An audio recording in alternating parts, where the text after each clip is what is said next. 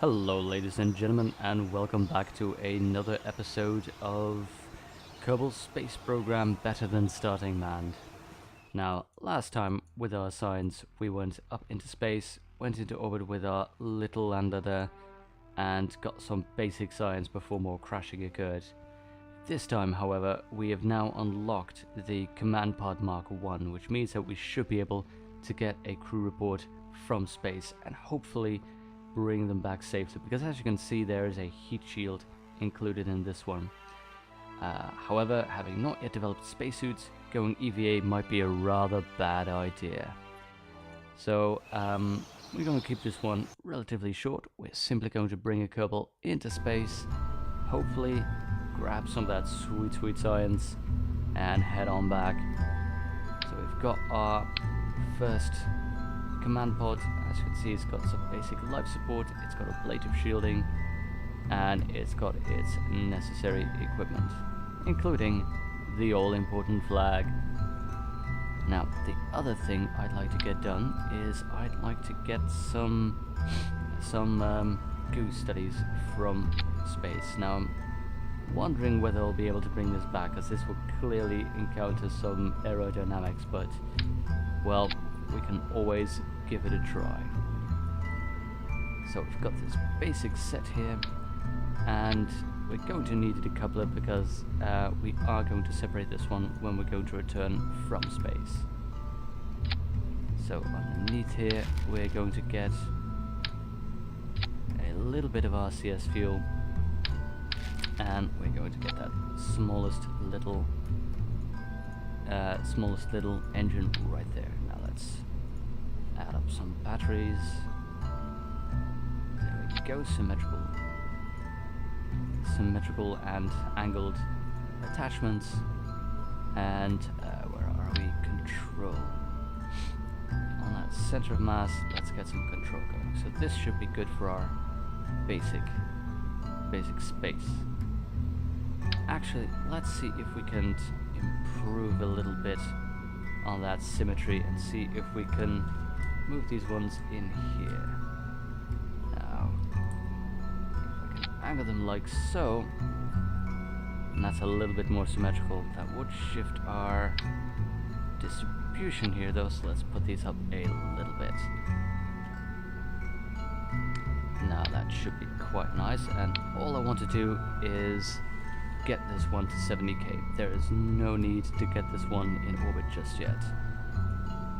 Let's see. So we've got that. Pegasus mobility enhancer would be nice if I actually go somewhere. Right now we don't need that. And let's just, well, I was thinking let's just add a antenna, but let's face it, if we're not bringing this Kerbal back alive, it isn't worth it. We are just in this for the space experience. So let's do our usual right now. There we go, and make this larger one. This should actually be, I'm suddenly realizing, since we're just moving up into space, this is going to be overkill. But at the very least, we can make something happen here. You know what, let's put these on there, just so we can be sparing with these parts. Now, is this acceptable? Yes, because all we're doing is bringing that one Kerbal up into space. What else do we need? We've done the science. Stability enhancer. There we go. You know what? Let's just put them on all sides. There we go. And put this down a little bit more. Get all that stability up in there. Let's see, we'll go without solid rocket boosters. I want to see how far up we can go right now. Now let's see who gets the honor of going into space first. Let's go to the astronaut complex. Garthombi, Harry Gersten, Dudbuller, Ludford, Geofrim, or Rickson. Geofrim, how can you not do Geofrim? He's courageous, he's stupid, he's the Kerbal for the job. Yes, there we go. Now, and as usual, let's let's see how well we are for getting our staging. So, blast all of these and unleash. Yep. Unhook these, activate parachutes right away, fly the next stage, that is fine. Decouple this, okay. Let's check when I want this parachute opened. 500 is fine enough, absolutely. Okay, let's see how we can name this one. Well, we're not flying this one near the sun, but let's call it Daedalus nonetheless. Save it, and let's go. Project Daedalus is a go. And at the very least we know that if we can get Project Daedalus going, to get that Kerbal up in space, we can get Project Icarus going. Get a Kerbal actually into orbit. Are you ready, Geofrim? 3, 2, 1, lift off. So as I said, not doing anything fancy here. I'm not expecting this Kerbal to go into an orbit. All we are interested in, really, is trying to see if we can get him to 70k, get some of that science, and return with that goo. I apologize for the sniffling, by the way. As you may have noticed, I've contracted a slight little illness. And by illness I just mean a case of the sniffles. It's a good thing that I'm not actually piloting this rocket. Bringing bacteria up into space is apparently a very bad idea, particularly in weightlessness. It seems to be the case that if an astronaut is sick during the initial days of weightlessness, the space sickness apparently goes totally haywire. But then again, as far as I know, there's such a limited pool of astronauts. Who knows how accurate that data actually is anyway.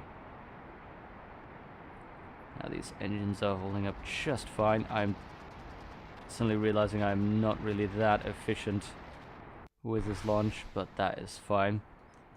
Now, these things should be, that debris should actually be opening up its parachute since they were activated just now.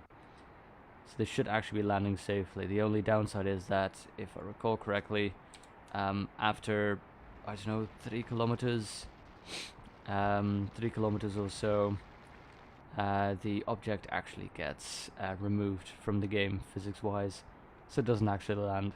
That is a bit of a pity.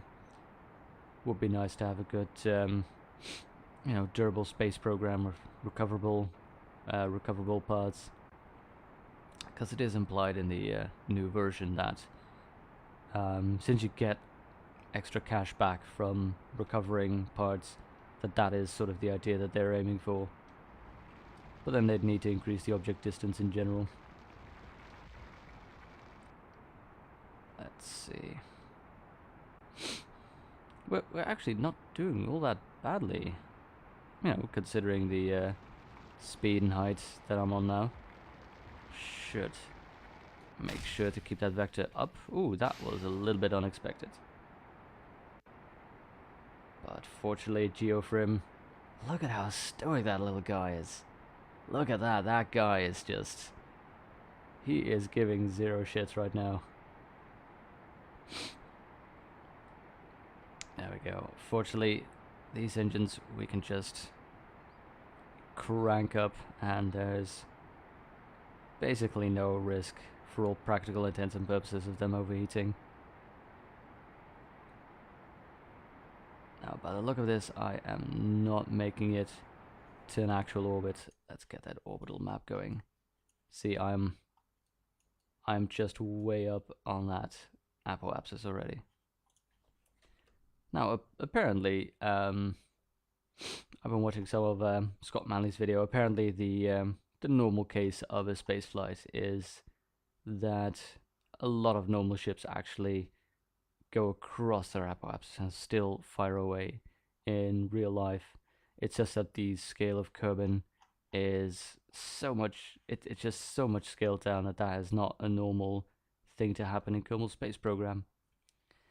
But yeah, as you can see, there is no way that we are getting up into space with this.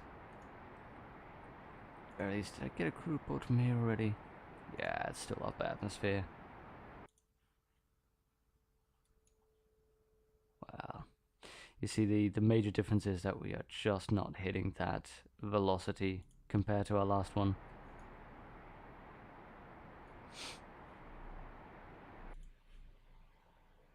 Well, at the very least, this is giving us a chance to check out that re-entry mechanism. Let's see, didn't I get back some goo from here? Yeah, I did. Well, no worries.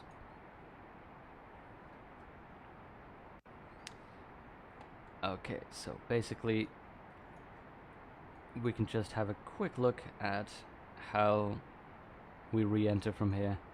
Just keep on picking up speed, just so we can check the re-entry effects. Look at that life support rating though, it's already 1,000 just for this. So 5 minutes is about 1,000 life support. Okay, let's disable that, dump that. So, where was I? 5 minutes is 1,000 life support. We have 20 of that. So 5 times 20 is 100 minutes of life support.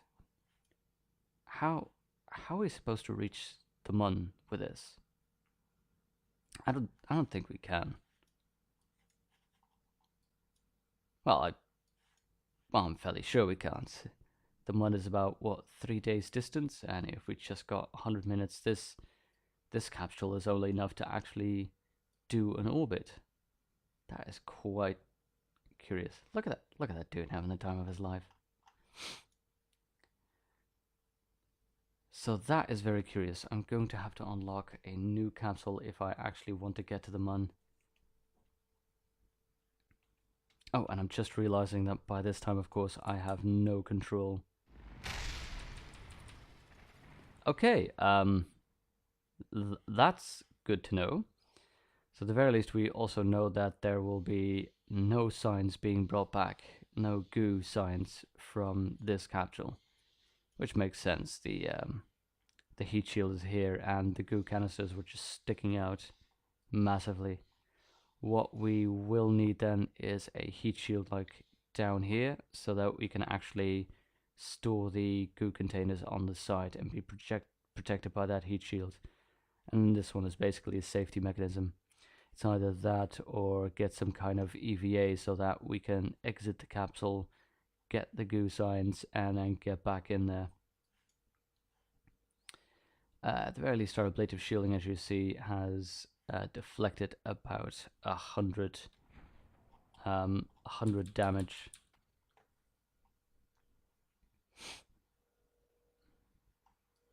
And we know that we can get a Kerbal safely back through the environmental effects.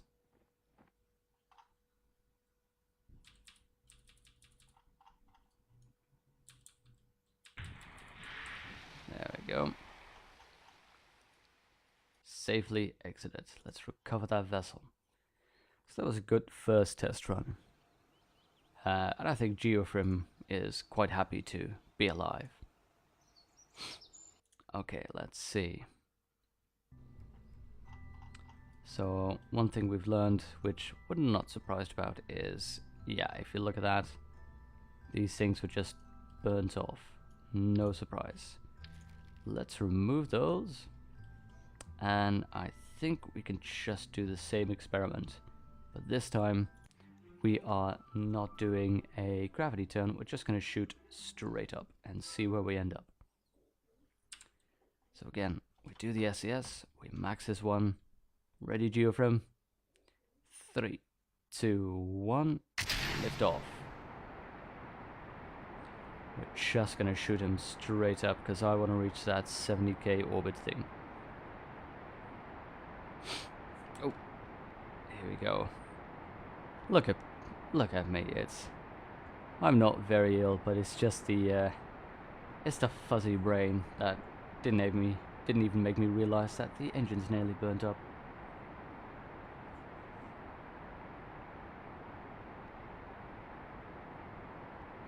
Okay, this seems to be the golden ratio. Engine's not really heating up, yet getting as much thrust as I can. These ones are just gonna let burn all out, just to get that speed up.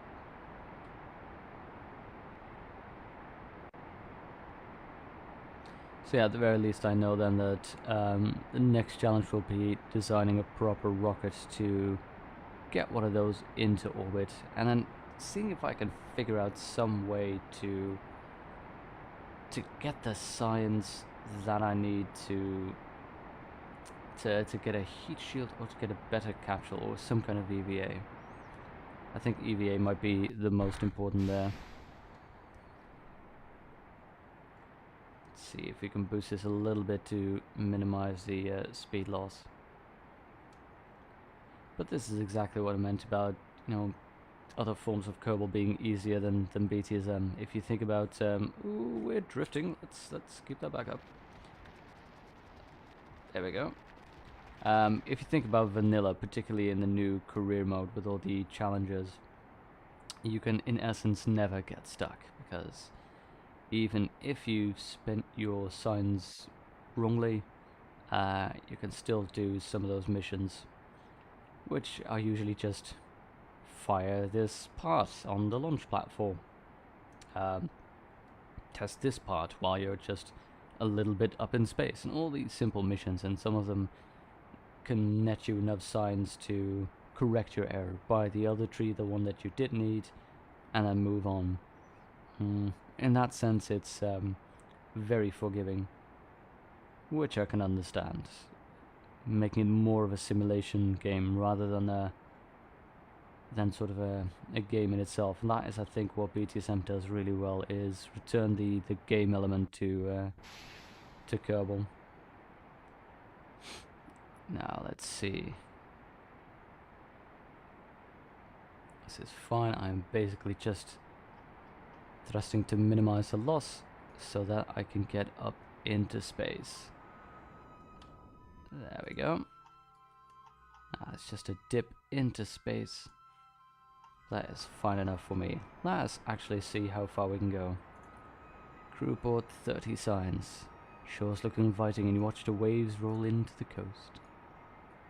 Well, didn't know he was such a romantic to hear from. Let's see if we could actually reach 250 with this. That would be interesting. Let's see where we are fuel wise. I think this actually would make it to 250.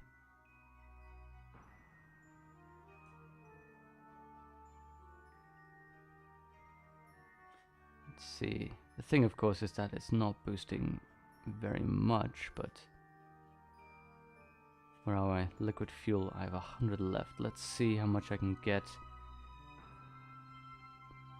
up there. So let's see, I'm at 90 is 145. Let's see. 80 is 151.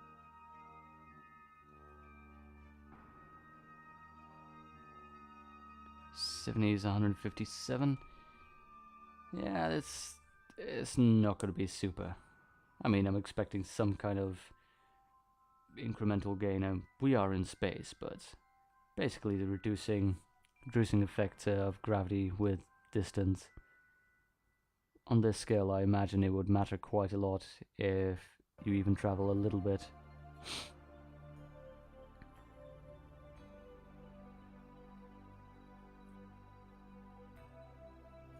I wonder. Nah, it doesn't seem likely for us to be hitting 250 in this design.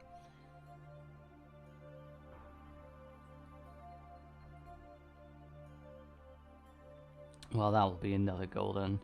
See if we can develop a ship that will top us out at 250.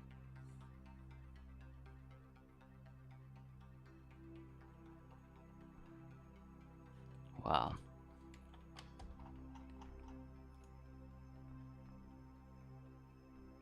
Transfer store data? Where would I transfer it to? Destination. Oh yeah, that makes sense. Oh, crew report from space just above Kerban's grasslands. Oh, hello, keep that data. Was review store data? Oh. Oh. Well, there we go. That's where we're getting all our signs from. Okay, that explains quite a lot. We are going to farm some signs with the crew reports. So this is still just above. Oh, whoops. Oh, that's fine. Okay, and we are back down, dropping into Kerbal. Let us fast forward this a whole bit. Let's release that. No need for these. And see when that one is going to burn up. Oh, fast forwarded through that one a little bit. But look at this. 1 kilometer, and that is just increasing when it comes to damage. But there we go. Again, it's about 100. Just purely for falling through the atmosphere. Oh, it might be time to actually open this one. Okay, so we've got a good idea of what our next mission is. And that involves developing a manned orbital launcher. Geofrim, you may be the first Kerbal into space, but there's going to be a first Kerbal in orbit. And you're going to be the first Kerbal to... Oh, come on, come on. Oh, good, you're safe, you're safe. Let's recover that vessel.